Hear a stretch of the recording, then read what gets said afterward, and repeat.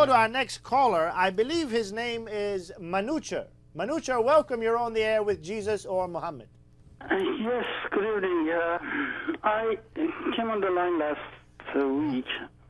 I wish I would see your program dealing with Islam. That was my suggestion, and you rejected my suggestion outright.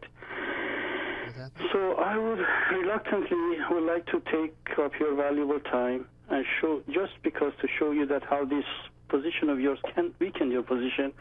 Ask two questions, and just very simple questions. I hope you will not mix them up and answer both of them separately.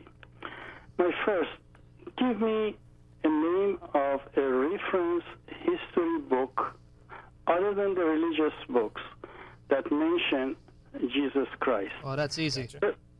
Tell me, Jesus Christ was living at the era of which other famous historic figure? Who was the king of Iran at the time, or emperor of Russia, or prime minister of Bangladesh, for instance? Who was it at the time? Okay, and give us your next question. That was the two questions. Oh, that was the two Yeah, questions. two Thank questions. you, Sam. Okay. David, let's take Do you want to those deal with the questions. evidence outside of... As for the who mentioned Jesus, I'd like to point this out because this is a very interesting question.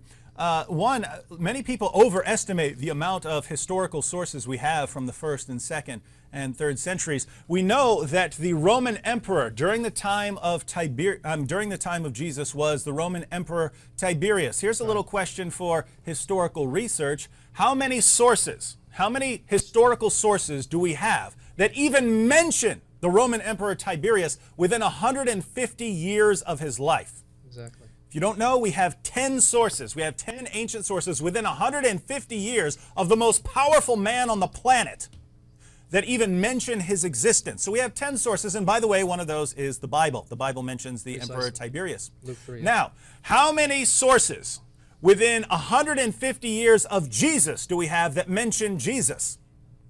We have 40. And he was a Jewish peasant, a Jewish carpenter. This should boggle our minds. You shouldn't be asking, why don't we have more historical sources on Jesus? We should be asking ourselves, why do we have more ancient historical sources on Jesus than we do about the Roman emperor?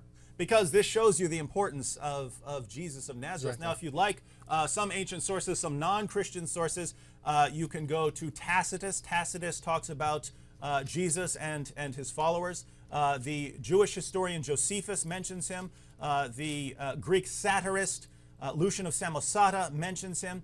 Marabar Serapion, who was, we have a letter preserved from someone named Marabar Serapion who mentions Jesus. So these are some of the sources. But by far, the most important sources on the life of Jesus are the Gospels. These are first century, and if you go to actual scholars, whether it's Christian scholars or non-Christian scholars, they agree that the Gospels, the genre of the Gospels, these are first century Greco-Roman biographies. These are people who are sitting down saying, this is the life of Jesus. So don't ignore these historical records when these are our most reliable historical records. And if you study these with an open mind, you will conclude Jesus was the divine Son of God who died on the cross for sins and rose from the dead. And we must, if we're going to listen to anyone tell us about God, we have to listen to Jesus. Excellent. Brother Sam. Yeah, by the grace of the Lord Jesus, I just want to add something.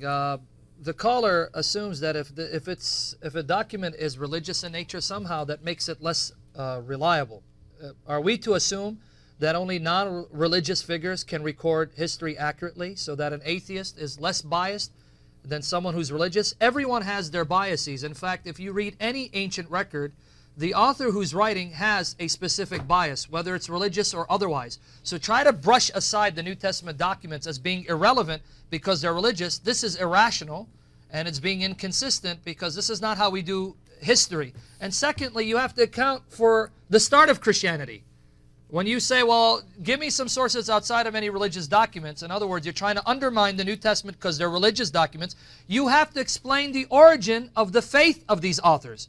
What would lead Jews as well as Gentiles to start worshiping a crucified man who hung on the cross naked? What would lead Jews to believe that this figure was their Messiah when for all intents and purposes he was a failed Messiah because Rome had vanquished him on the cross?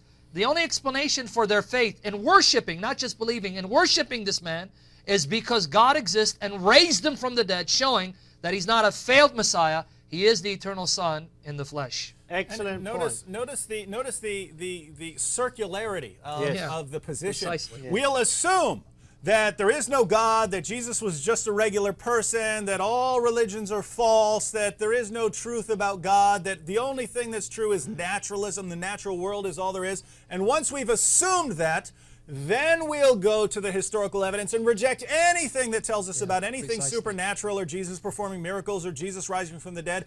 We'll use our prior assumption to reject all of that, and then once we've rejected all of that, we'll say, where's the evidence for Jesus? Well, if you don't have a problem with circular reasoning, which is the fundamental fallacy in logic, by all means, you can believe whatever you want to believe, but those who want a more logical approach, you're going to have to come up with a better method of investigation. So Thank much you that for your objection. call.